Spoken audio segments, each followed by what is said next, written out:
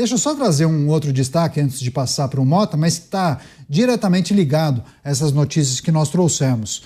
Porque o ex-presidente Michel Temer avalia que Jair Bolsonaro e os outros 7 réus terão uma enorme chance de defesa com a abertura da ação penal. Ele disse que há uma concepção equivocada de que, a partir do indiciamento da autoridade policial, o implicado por um crime passa a ser considerado culpado. Ele explica que, aberta a ação penal, haverá o devido espaço para que os réus exerçam o direito à ampla defesa. Você, Mota, Michel Temer foi presidente da República, comandou a Câmara dos Deputados por muitos anos, é um jurista muito respeitado, né? Professor, inclusive, da Pontifícia Universidade Católica de São Paulo, a PUC. Bem otimista na sua avaliação, Mota? Eu acho que é um momento Dávila. O Temer teve um momento Dávila. Na teoria, ele está absolutamente correto.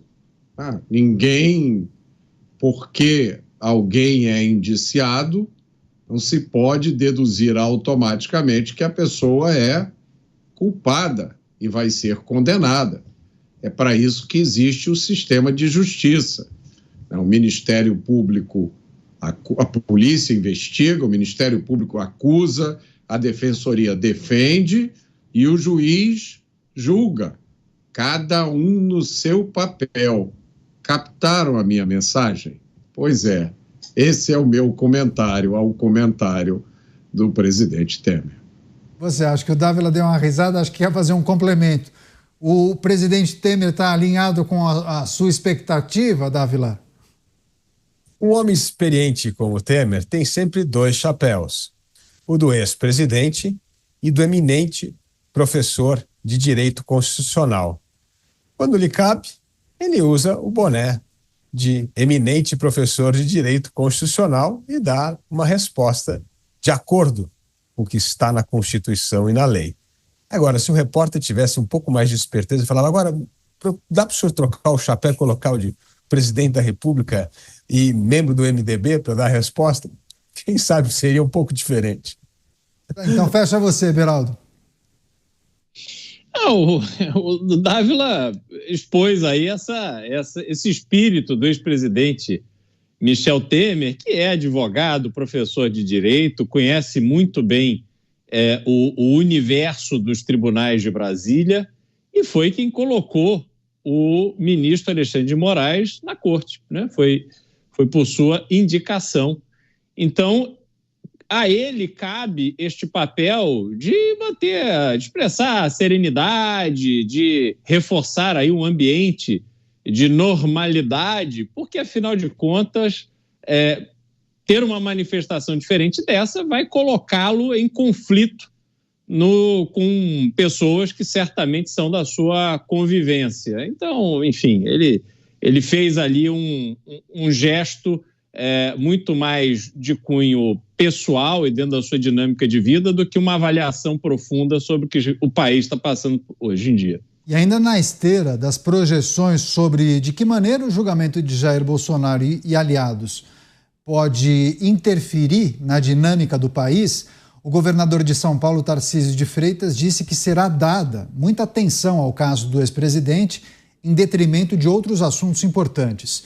Ele acredita que outras pautas relevantes, como reformas administrativas do sistema político e também regulamentação da inteligência artificial, não serão discutidas. Ele disse o seguinte: se a gente ficar imerso nesse tipo de discussão, e aí quer dizer, um evento acaba pautando o país durante anos, e a pergunta é, o que a gente vai ganhar com isso?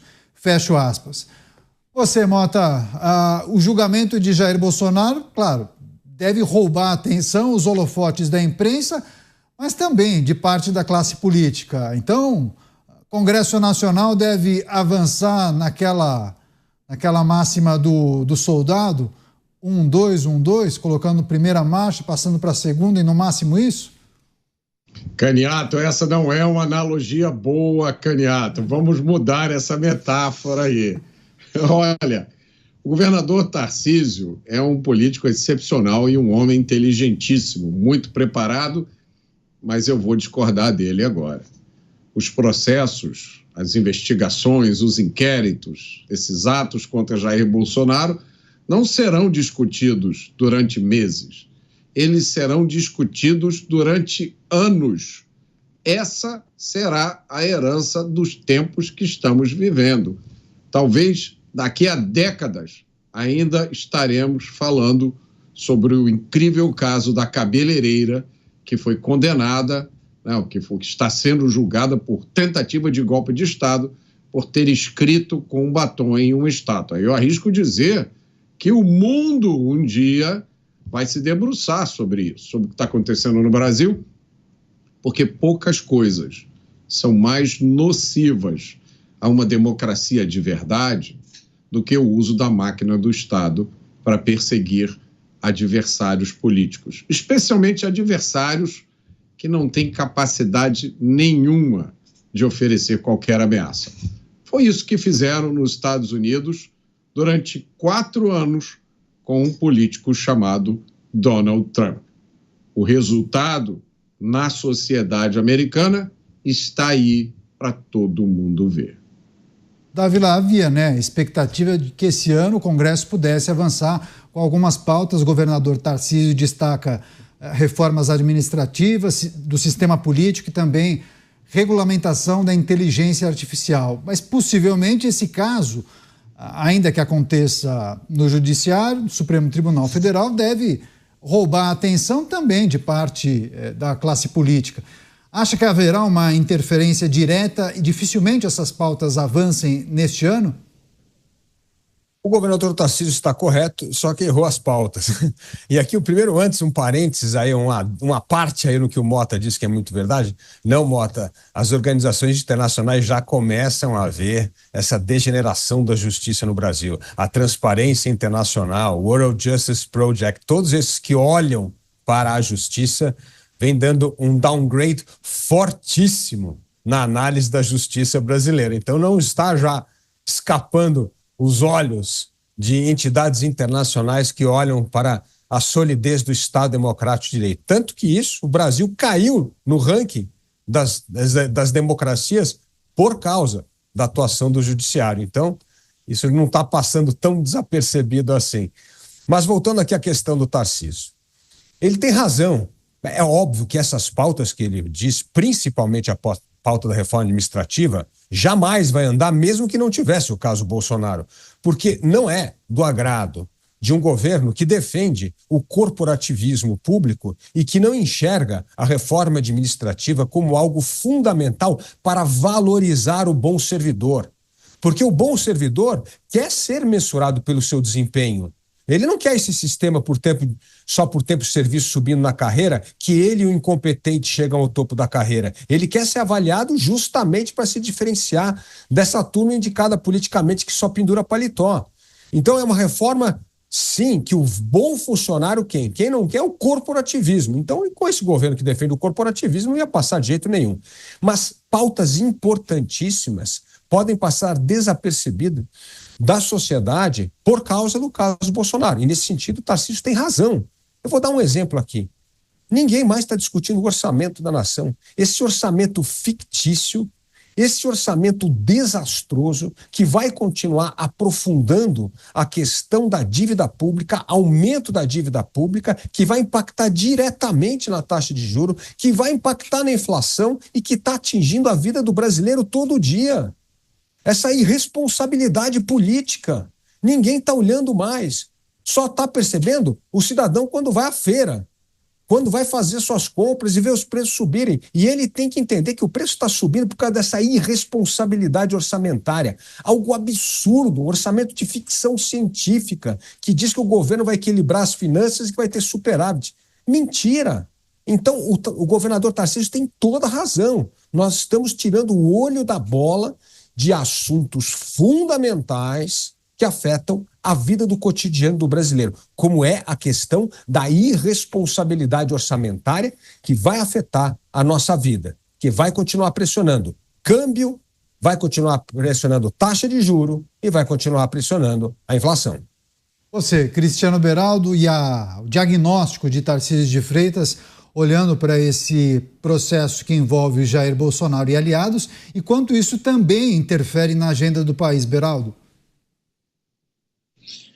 Olha, Caniato, o ponto que o Dávila trouxe, né, essa falta de projeto do governo e a insistência no cometimento de erros que estão destruindo qualquer perspectiva de futuro para o Brasil, ela vê com bons olhos esse tipo de movimento que tem muito apelo popular, que recebe muita atenção, porque isso tudo acaba virando desculpa.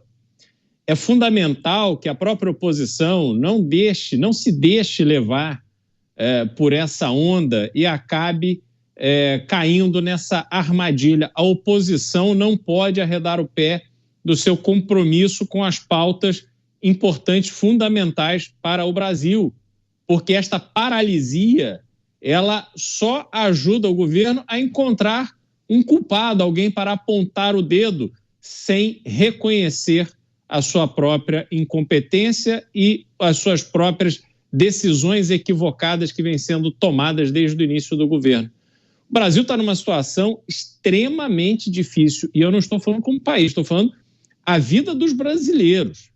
A situação do custo dos alimentos, por exemplo, ela vem sofrendo muito as consequências dessas decisões erradas tomadas pelo governo, e a gente vê agora o que vai acontecer com o preço da carne. O Brasil é o maior exportador de proteína animal do mundo, ou seja, produzimos muito e o comércio melhor está fora. Por quê?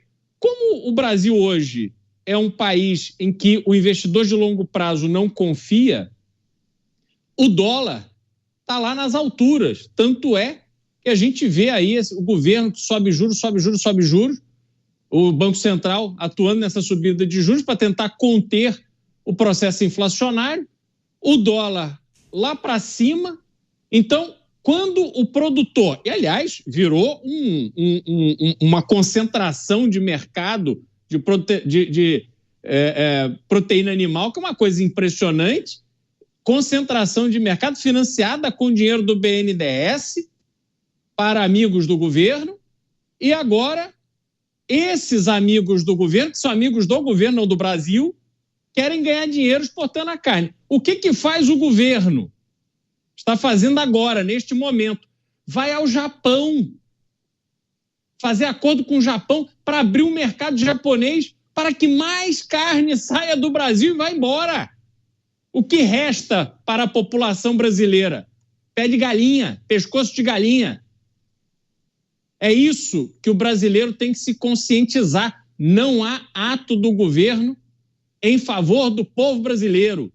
Um compromisso do governo com o desenvolvimento sustentável do Brasil no longo prazo. E agora não se pode deixar que este julgamento tome conta da pauta e nada de sério e urgente que precisa ser debatido no Congresso Nacional avance. Fica esse alerta para o nosso parlamento.